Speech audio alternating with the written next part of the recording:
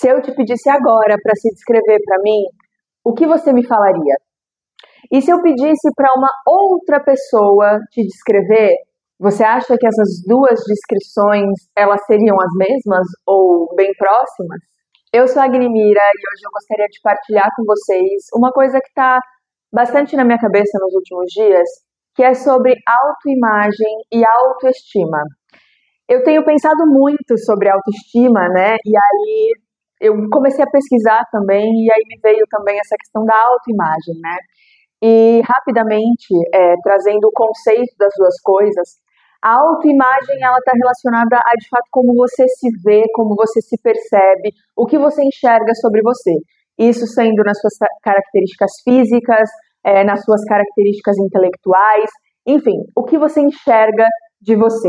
E a autoestima ela está muito relacionada ao valor que você agrega em tudo isso que você vê sobre você. E aí, pensando nisso, eu me peguei pensando como a nossa autoimagem e a nossa autoestima, ela vem sendo construída desde que a gente é uma criança, né?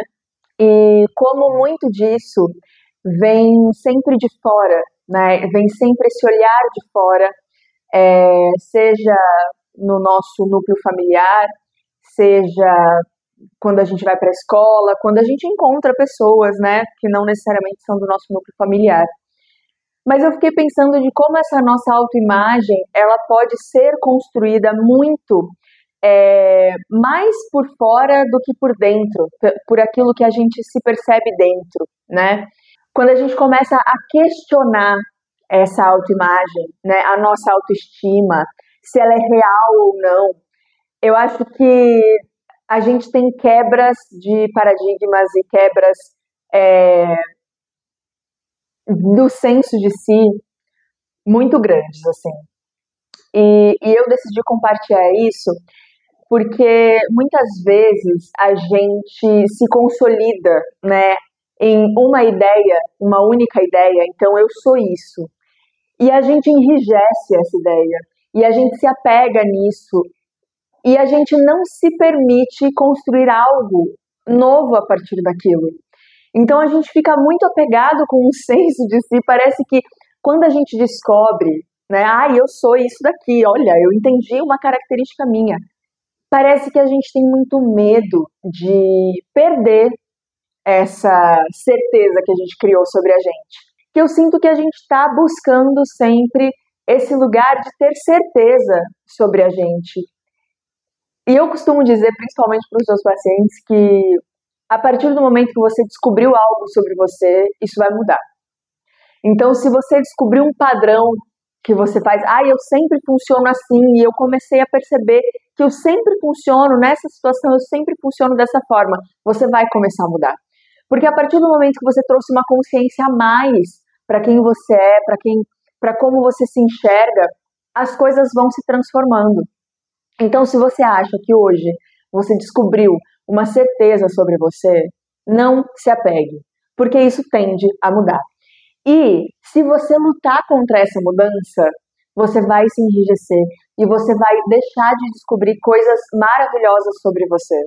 Uma coisa também que eu comecei a notar já há algum tempo, né, mas que me irritava, era quando você encontra aquela pessoa que já te conhece há muito tempo e a pessoa falava assim, mas eu te conheço, você não faria isso, ou você não falaria aquilo, ou você não gosta disso.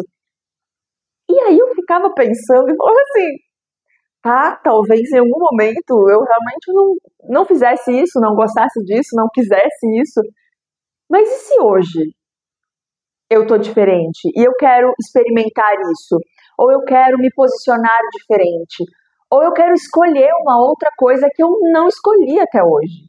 O porquê que a gente quer se enrijecer e quer se ver sempre da mesma forma. E o porquê o nosso entorno também quer fazer isso com a gente, né? A gente também quer olhar para o nosso amigo, para a nossa família e falar, eu te conheço e eu sei quem você é, eu consigo te ler com facilidade, né? Porque aí é uma facilidade de lidar com o outro, né? A gente já sabe mais ou menos o que o outro vai dizer, o que o outro vai pensar. Mas e se o outro for te dizer algo diferente? E se o outro for se posicionar de uma forma diferente perante alguma situação que você tem certeza que ele vai dizer aquilo.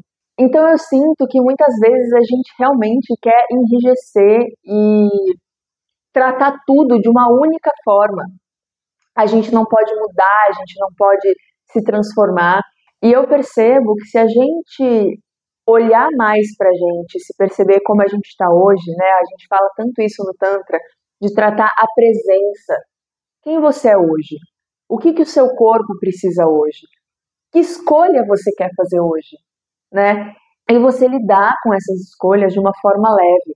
Então, muitas vezes a gente opta por essa rigidez de saber quem a gente é, né? De conseguir se descrever e a gente é assim para sempre, que a gente acaba abrindo mão das surpresas que a gente pode se contar, das surpresas que a gente pode viver com as nossas atitudes, com a sua postura, com o que você quer doar para o mundo. Então eu sinto que muitas vezes a gente tem uma autoimagem, principalmente nós mulheres, eu sinto que a gente tem uma autoimagem muito inferior do que a gente de fato é e que a gente precisa se reeducar e se lembrar todos os dias do que a gente é capaz, do que a gente pode fazer, do que a gente pode acessar, porque já contaram muitas coisas sobre nós.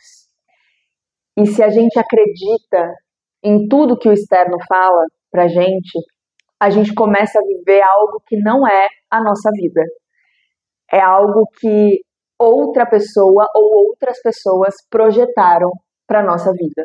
Então, o autoconhecimento, ele vai ser, de fato, a luz e o caminho para que você consiga, de fato, entender qual que é a sua real autoimagem, aonde está a sua autoestima, em que lugar você pode nutrir de forma saudável a sua autoestima e a sua autoimagem. E isso, quando você olhar para dentro e se perceber dentro, você vai conseguir, de fato, acessar aquilo que vibra dentro de você, né? Então, se a gente mergulha para dentro, a gente começa a entender, tipo, isso aqui eu achava que não era boa, mas olha essa ideia que eu tive sobre isso. Uma ideia que nenhuma outra pessoa teria, sabe? Olha a minha contribuição, olha a contribuição que eu fiz para esse projeto, olha como eu estou me cuidando. Então, muitas das vezes, a gente não valoriza aquilo que a gente faz pela gente, ou aquilo que a gente faz também pelos outros, e a gente acha que tudo é banal, e aí a gente valoriza só aquilo que a gente idealizou que seria sucesso, que seria uma autoestima elevada. Não existe uma única forma de ter uma autoestima elevada. Não existe uma única forma de ter uma autoimagem realista e consciente. Cada um vai entender qual que é o seu melhor jeito de acessar isso. Mas o que eu digo é, sempre vai ser pelo autoconhecimento. As ferramentas são inúmeras, mas você precisa se conhecer bem para que você entenda de fato quem você é, aonde estão suas virtudes, aonde estão suas sombras, e não se assustar por quem você é. Integrar tudo isso dentro de você e viver todos esses seus aspectos, porque eles com certeza vão te surpreender e vão te fazer acessar coisas que você nunca nem imaginou que você poderia acessar. Então, começa a contar para você quem você realmente é. Começa a mergulhar dentro de você e realmente perceber onde está a tua luz e o que você poderia fazer para que ela brilhasse mais, sem negar as sombras que você vai encontrar também, agregando essas sombras à sua existência. Entendendo que a gente é completa, a gente é completo, e dentro da gente não falta nada. É só a gente começar a reconhecer todos os nossos potenciais e começar a saber usar. E entender quais são as surpresas que nós mesmos vamos nos contar no futuro. E aí, bora construir? Um beijo!